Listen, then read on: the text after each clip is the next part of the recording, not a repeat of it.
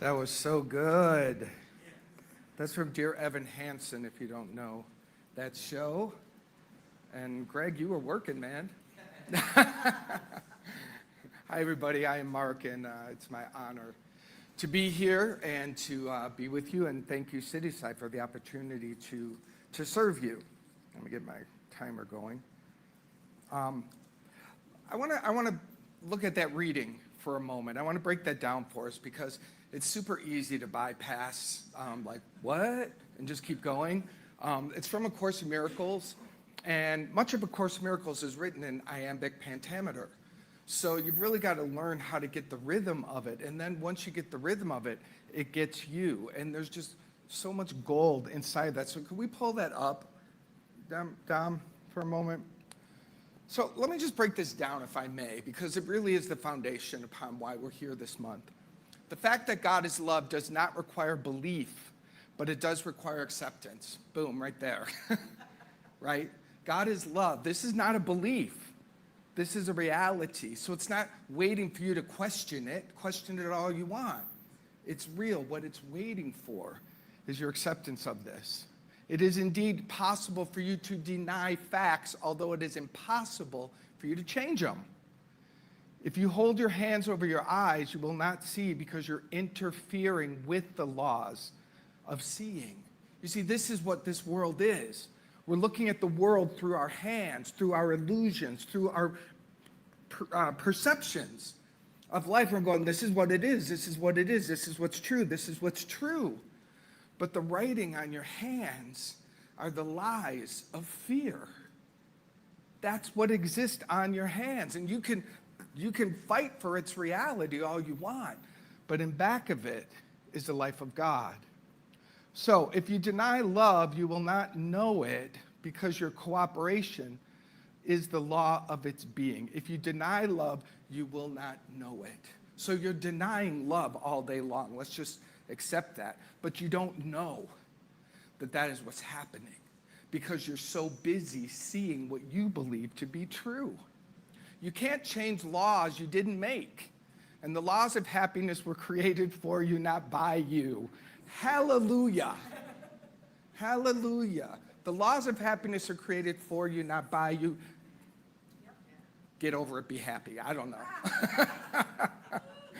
Any attempt to deny what is must be fearful. Here's our point. And if the attempt is strong, it will induce panic, which means if the attempt to prove fear is strong, it's going to activate your emotional body. And when your emotional body is activated, what happens? It feels real.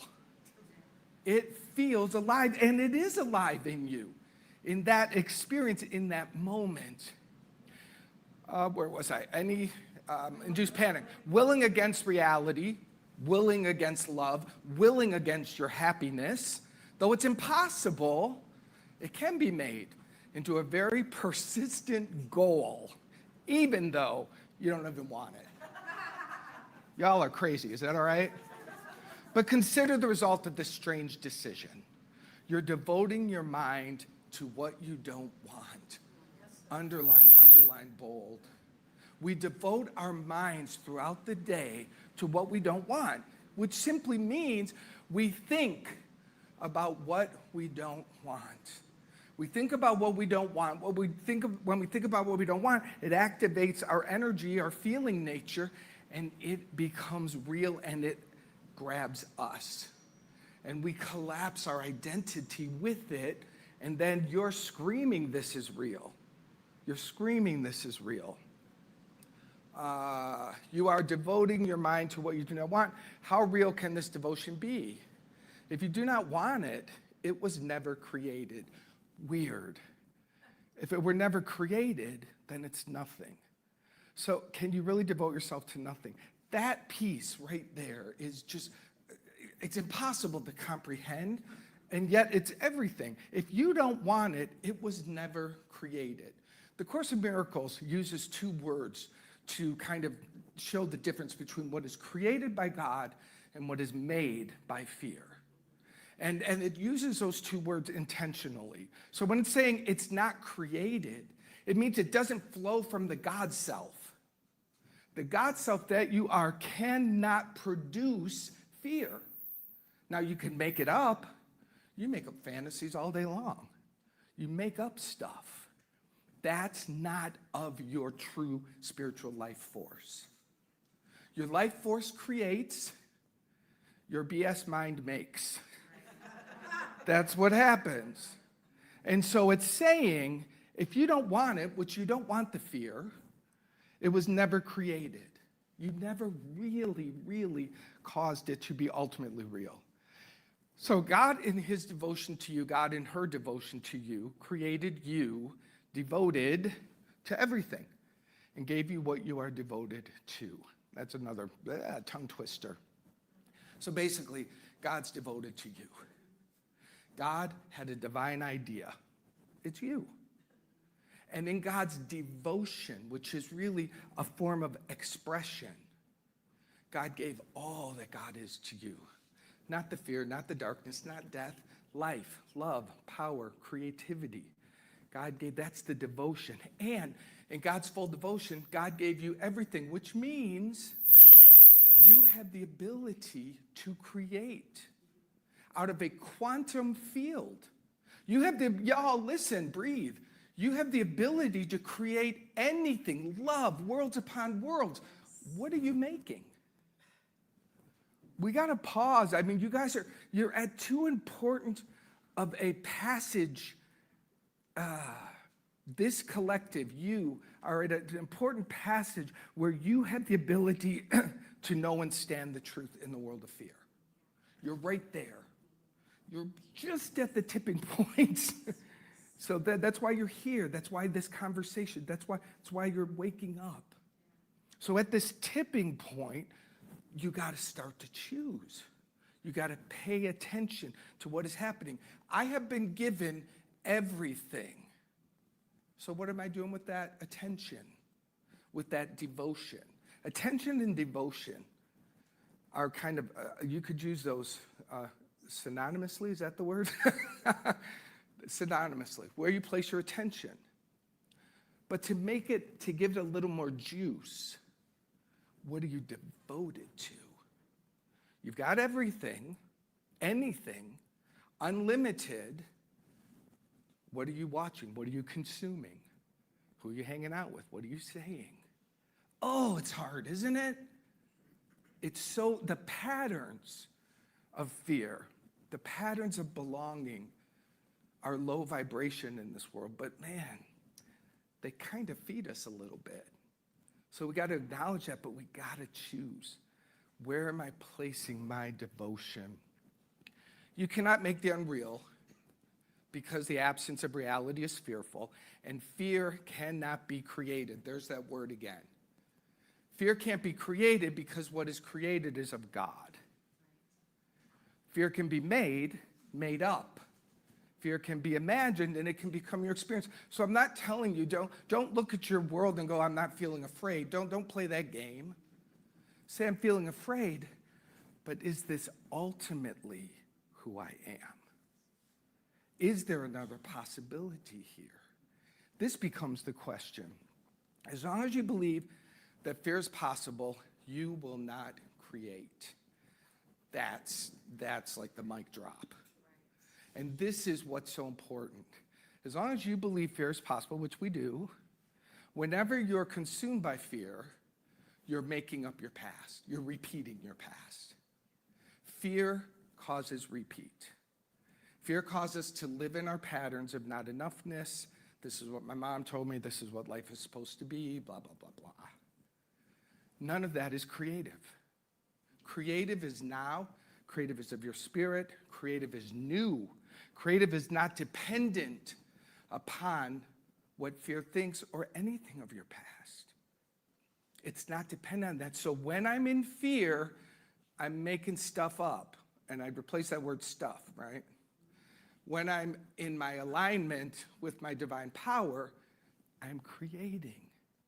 You were born to create the good, the beautiful, and the holy. That's what you're made for, created for. So now you have choice.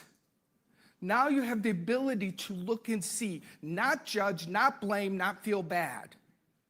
Just look and see. Ooh, what's that? Oh, I'm making some stuff up here. I'm making up fear. All right, I'm the cause of this. Ooh, I can't even stop it. It got me. I bought the ticket. I can't even get off the ride till the ride ends now. That's okay. Acknowledge that. I love the song. What was it that you guys sang about love yourself as a baby or something like that? That one that you guys did? Love myself the way I am. Yeah. Love that. Love that. Be with that, but don't stay there. Acknowledge. And this is where the real shifting happened for me. When in the midst of whatever it was, I said, this is not my truth.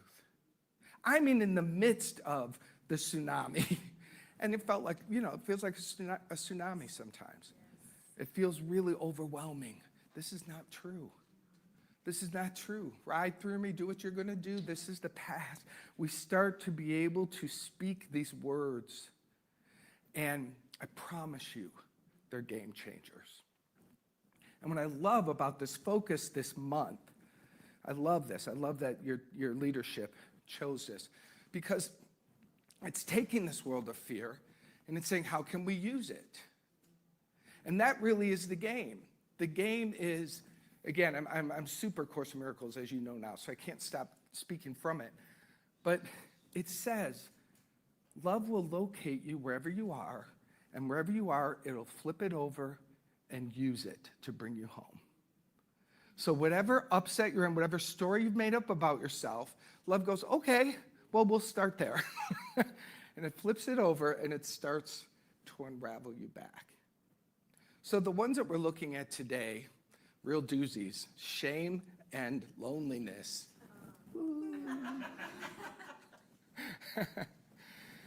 I know shame. I know shame, born in it, born into a shame-filled family, born into parents who danced in it and didn't even know, created in an identity structure that multiplied it. Now, the thing about shame, by the way, according to David Hawkins, Power versus Force, if you know this guy, he calibrates emotions and energies. Shame is the lowest calibration. It's basically a 0 to 1,000 calibration system. Anything below 200 is self-destructive. Humanity just moved above 200 over the past couple decades. So before this, you kind of can't blame humanity. And a lot of people are still vibrating below 200. So this is where we say, God, forgive them. They don't know what they're doing. They're not even in a life-giving vibration yet. They're still in the patterns. The lowest calibration is shame. It is in the like I want to die, it is at 20. It is the lowest calibration that they find. The thing about shame is, I think of it like a mist or a fog that you can't see. So you're sort of swimming in it and you don't know it. So it's hard to name it, and it's elusive. So if you try to point to it, it goes that way. It's like that weird thing that you can't catch. So you've got to learn what is this thing? I've had a lot of people over the years say to me, I don't feel shame. And I don't disbelieve them. I'm sort of like, wow, lucky you. I got enough for 8. So I guess they're all free because of me. I'll take credit for that. But I do think if we're open, we can discover what it looks and feels like in our world, because the reality is humanity is immersed in one of the low vibrations is this thing called shame. But for me personally, it was so hard because it causes you to keep secrets. It causes you to hide because it says, I am the flawed one. It says, oh no, not if you knew me, you wouldn't like me, you would hate me, you would annihilate me. It's very narcissistic. It's very self-absorbed. It disconnects us. And when we're disconnected, we are trapped in a world of our own making. And it gets darker and darker and darker. the way out of this, the simple way out, which is so hard to do, is to begin sharing, to begin connecting, to talk about. You don't need to name it shame. That's the good news. If you want to just become free and rise up in your vibration to higher and higher love, you start sharing your secrets. It's one of the coolest things about the 12-step program. It says, we're only as sick as our secrets. And that's true. That's true. And the great thing about that spiritual path is that built into it, right in the center, 4 through 9, is a system of how to become free by connecting with others, by doing inventories, through your prayers of asking to be relieved of these. There's a way that it causes you to actually look at what are the characteristics of this fearful, painful vibration in my life. Because we must know the demon by its name. We must know it by how it acts out within us so we can catch it. I remember I entered a program at 24 years old. And like many, if you're in program, you can relate to this. I swear to God, I went there to my first or second meeting. I was like, whew, I'm just going to get this fixed and get out of here. That was my plan. 6 weeks, maybe. 6 weeks. What was my point? Oh, so I started going there, and you're being invited to tell your truth. You guys, I hadn't told my truth my whole life. And that's not exaggerating. Growing up as a little gay boy, where every day before my feet hit the ground, I had to pretend to be somebody else. Not a day did I have a day off. Not even when I was by myself do you get a day off, because what the heck does it mean to be yourself if being yourself is wrong? So this is an entire childhood. That's my dramatic version of it. If we're here to win the award on that, I'll take it. But you have your version of it. And if you had some days where you could be you, that's great. I didn't. So now here I am in a room that says, in order to stay alive, you got to start telling your truth. Shame slams that door shut. Shame says, no way am I letting you in here. I don't even know what's in here. I can't put to words. I'm trying to explain to you how deep this liar that grabs our life force is. But you keep coming back. You keep coming to places like this. And you start to hear people being vulnerable, and they start to mirror you. And suddenly across the table, someone says something that you go, oh, that's me. So to think everything I didn't have words for, other people were speaking them. And maybe I didn't hear it the first time. Maybe I didn't hear it the 20th time.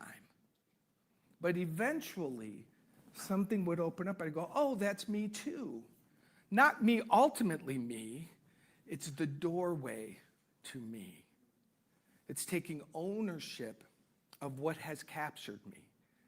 And this thing called shame, which, if I may, had me by the balls, I had to break free. I had to find my freedom. I went to treatment at 24, 25. I get lost in my years there. It was a 30-day program. And I may have told this before here. I tell it all the time. Halfway through, I was leaving my counselor's office. And she stopped me. And she said, Mark, 2 things. She said, you need to get a new God, and you need to learn how to forgive, or you will die. And I feel the emotion of that because it pierced my soul. I was killing myself. I was already on a death spiral like this.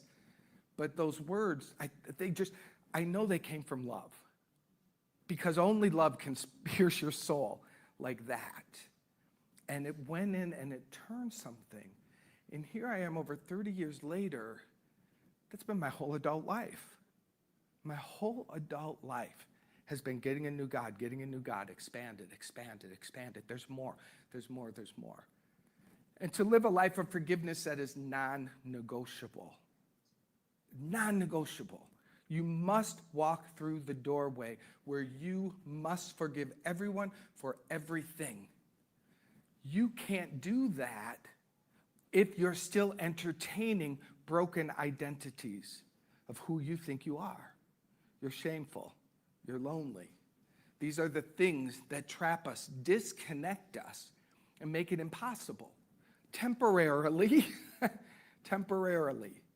to do what you're really here to do, which is to become free from the illusion of fear. That's what you're here for. That's what you're here for. Any other game here's the great news. Any other game becomes boring. Getting the car, getting the house, doing this, doing that. You can want those things, I still do. But when you get lifted to the greater game, when you really realize, oh my gosh, I'm here to wake up from this dream of fear. This is what I'm here to do, and this is how we do it. We come to community. We tell our truth. We stop hiding. We watch others share their secrets, and that gives us a little courage. You've got to keep putting yourself into the rooms.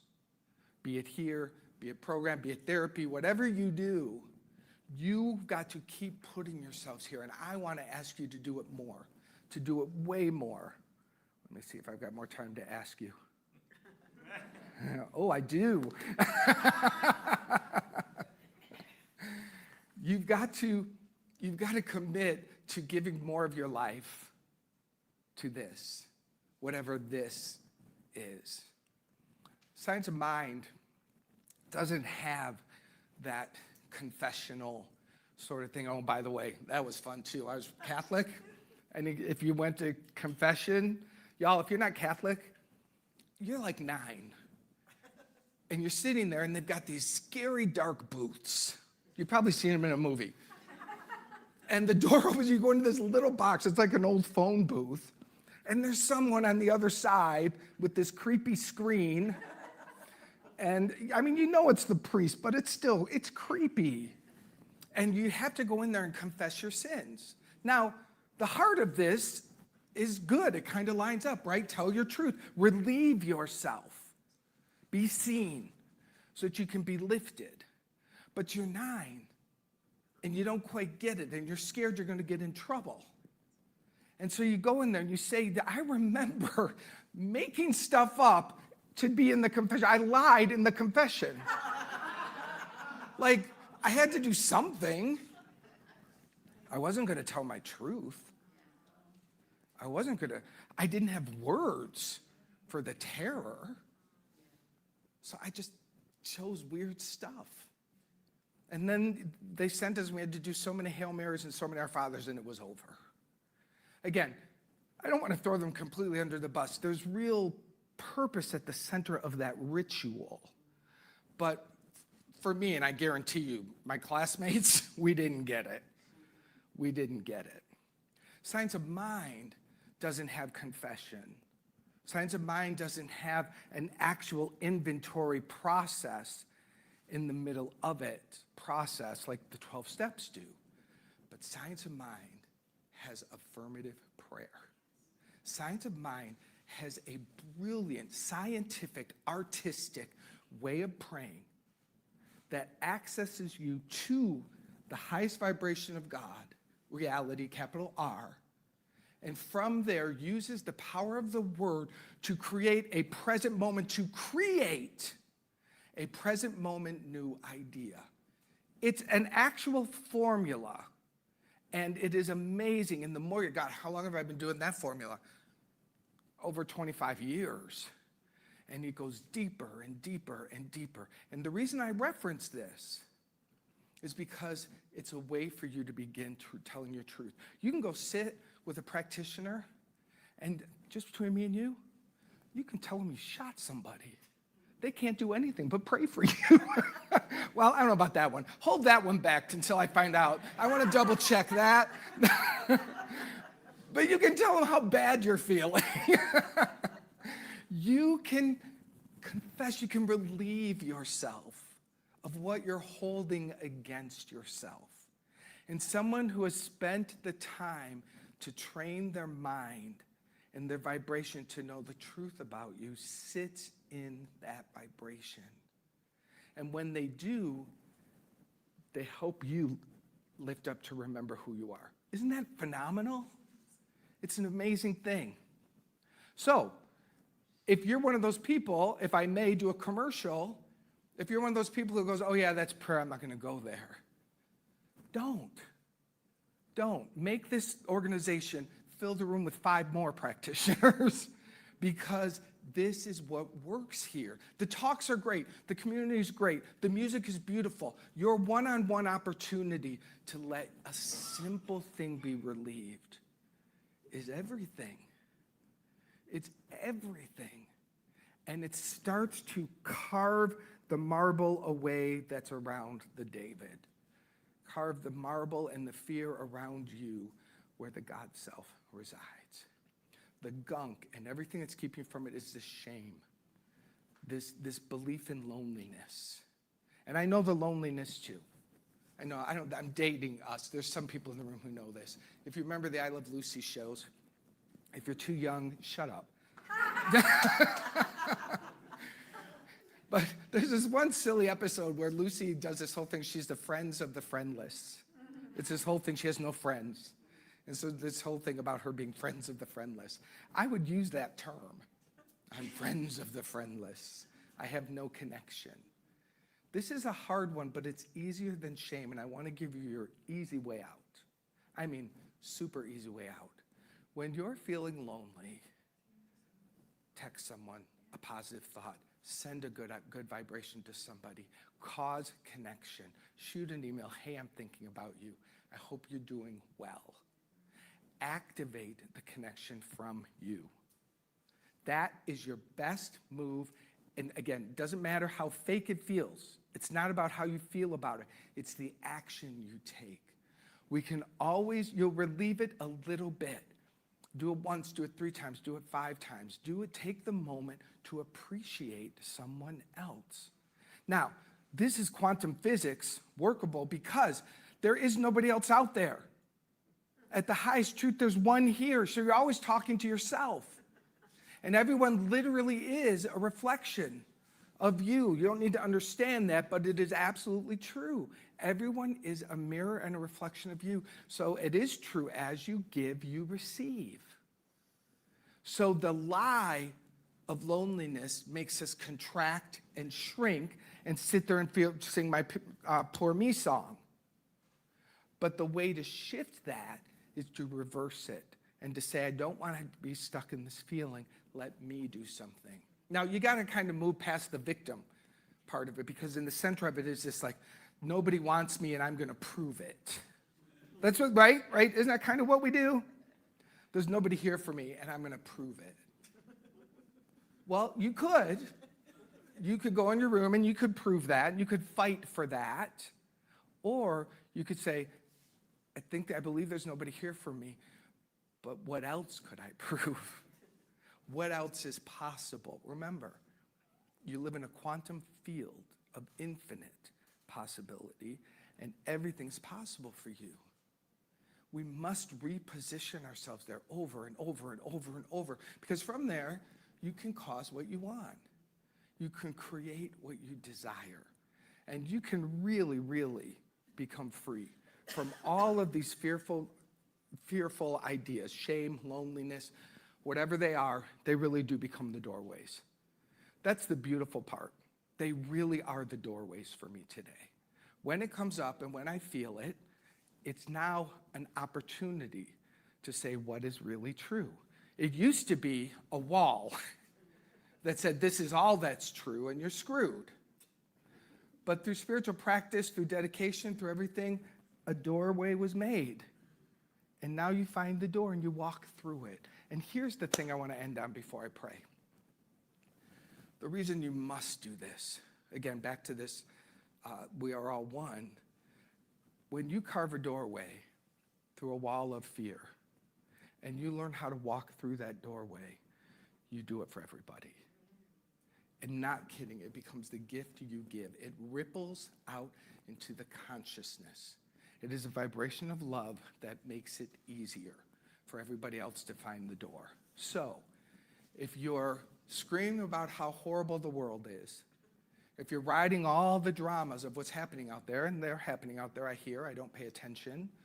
I'm one of those weird spiritual people who really feels like, if I can't do something about today, what can I do? Oh, live my own life and take care of that, and that will contribute. It's true. You really can't change large global experiences that are happening right now, unless you have that much power, and if you do, by God, go. But don't forget that forgiving your neighbor, don't forget that carving a doorway through fear and walking through it is powerful in healing the world. I'm not kidding. That is what heals the world. So let's do a prayer. I used up my 30 minutes on my talk. Sorry about that, everybody. You're going to be a little late going home. Take a breath. Nice deep breath. That was a lot of flow. Breathe in. Open your hands. Open your hands.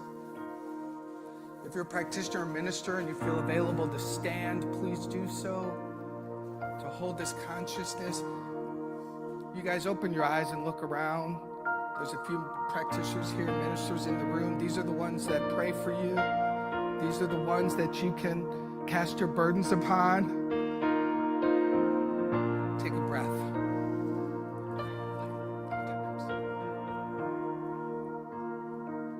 Keep breathing deep.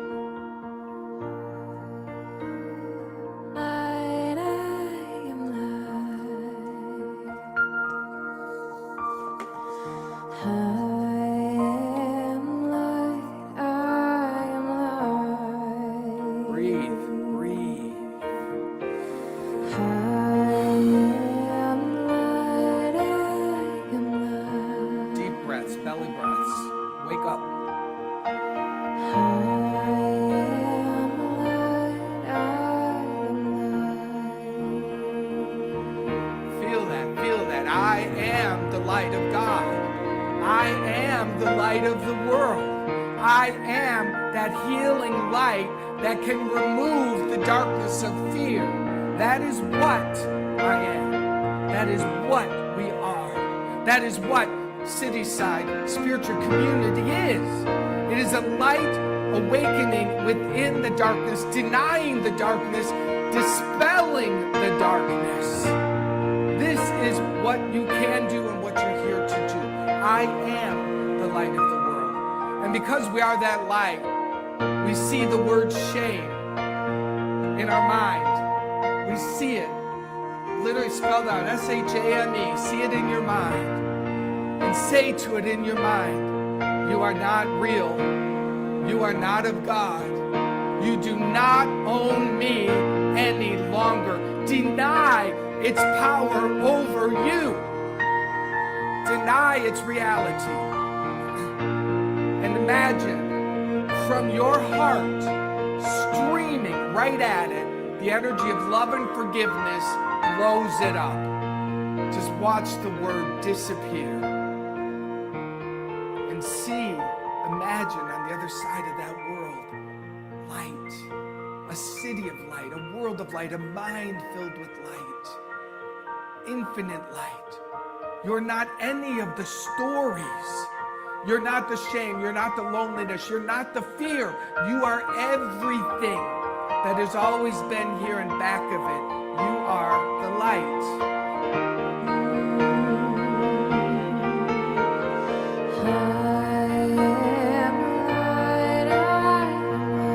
Breathe. See this light. See it right now.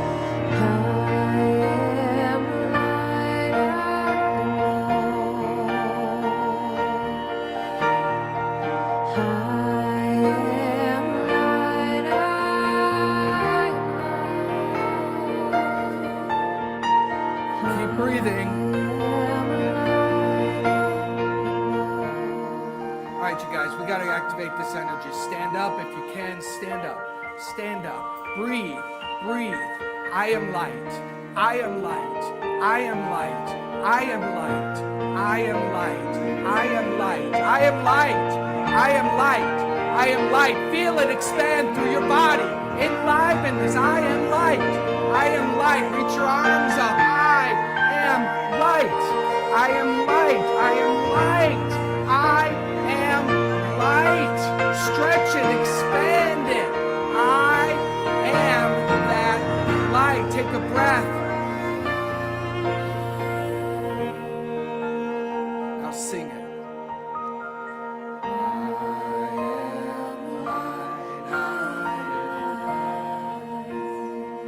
Feel it expand.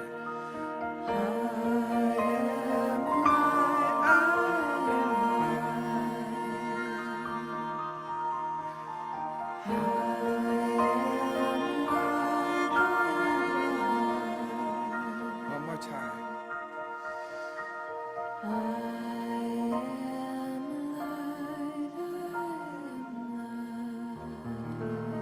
Take a breath. Take a breath. Just feel this.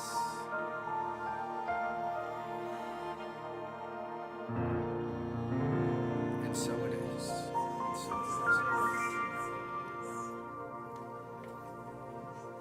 Thank you.